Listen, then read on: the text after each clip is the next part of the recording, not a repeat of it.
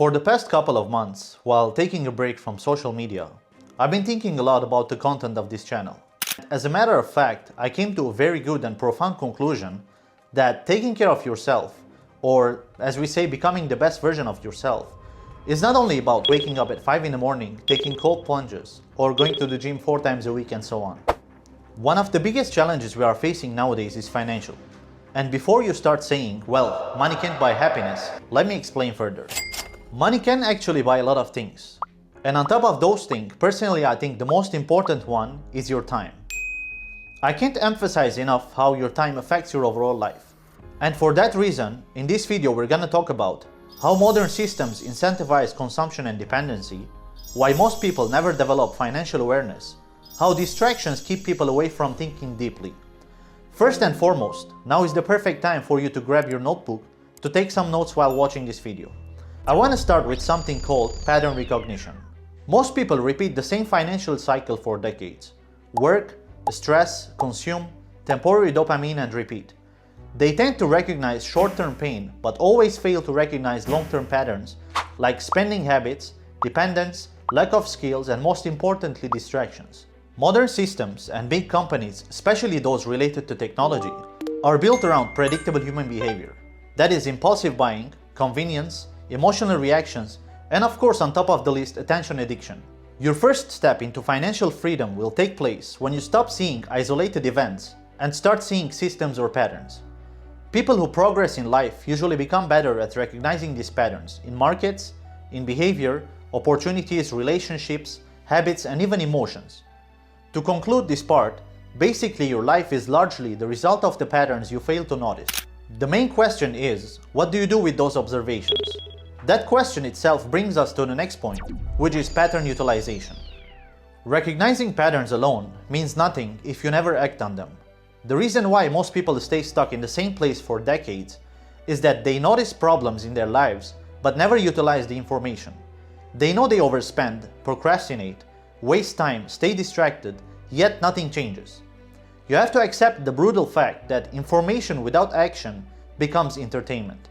The internet, despite being super beneficial, created a generation that consumes endless self-improvement content without actually applying it. What's worse than that, smart people often stay stuck because analysis replaces execution. They keep analyzing for years and years, trying to find that one golden right answer to solve their problems. But unfortunately, they get stuck in analysis paralysis, failing to execute. Recognizing financial traps is useless if your behavior stays the same.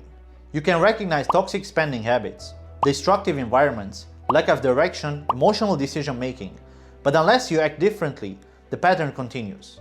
And when it comes to financial markets, opportunities often exist for long periods of time. But most people either hesitate, wait for certainty, or get distracted. One of the biggest traps is knowing exactly what you should do, but continuously delaying action.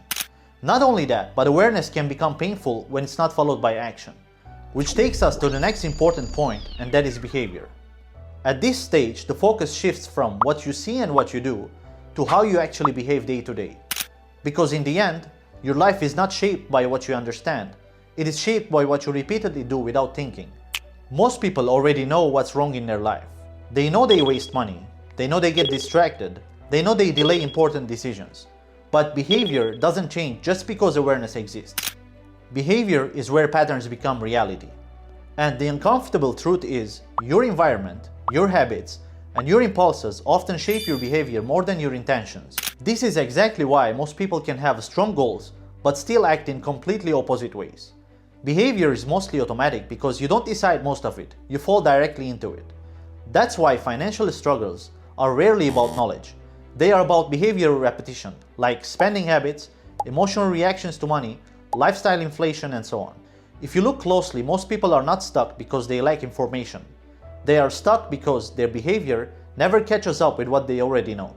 So the real question becomes, not what do you understand, but what do you keep doing when no one is watching? And here comes the part which I call personal responsibility. At this point, everything becomes uncomfortable, because now the focus is no longer on systems, patterns, or behavior. It comes back to you. Personal responsibility is the moment you stop seeing yourself only as a result of circumstances. Because yes, systems influence you, yes, the environment shapes you, but at some point you are still the one making the decision. This is where most people resist, because responsibilities and excuses cannot coexist at the same place.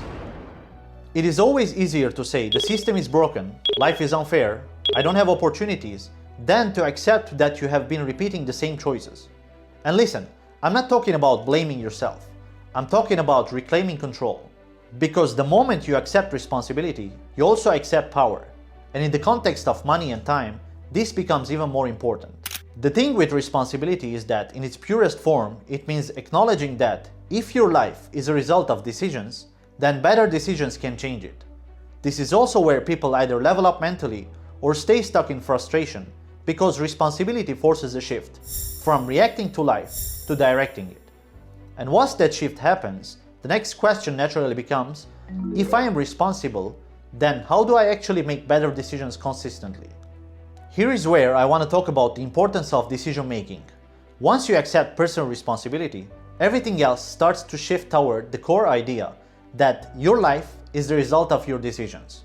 Not your intentions, not your knowledge, but your decisions repeated over time. And decision making is where most people quietly lose control of their future. Because most decisions are not made logically, they are made emotionally or out of convenience. People tend to always choose what feels good now over what benefits them later. That's the core distortion in financial life especially. Short-term comfort consistently overriding long-term value. And over time, these small decisions compound into major outcomes like financial stress and lack of freedom or stability. The problem here is not usually big bad decisions. It is thousands of small unconscious ones. Most people don't realize that they are training their decision-making system every single day. And if your default decisions are reactive, emotional, or impulsive, your outcomes will reflect that. You gotta ask yourself one simple question. Is this aligned with where I want to go in life, or just what I feel right now? You might think it would be exhausting or stressful, I would say, to go around living your life and asking yourself this question before every action you take. But then I would ask you, what's the alternative? Just roaming around going through life, whatever it takes you? The most profound thing you have to understand here is that once decisions become intentional, your direction in life stops being accidental. And that leads us directly into the final layer, to what all of this actually means for you, the meaning. At the end of all this, the goal is not just money, because money by itself does not automatically create fulfillment or peace or meaning. There are people with money who are still anxious, distracted, and lost. The real goal is building a life where your time, energy, and decisions are aligned with something meaningful to you. And that's why financial awareness matters so much. Not because life is only about becoming rich, but because your relationship with money affects your freedom and the freedom of the people you love and care about. And of course, it affects the way you experience life itself. Escaping the money trap is not about becoming obsessed with wealth.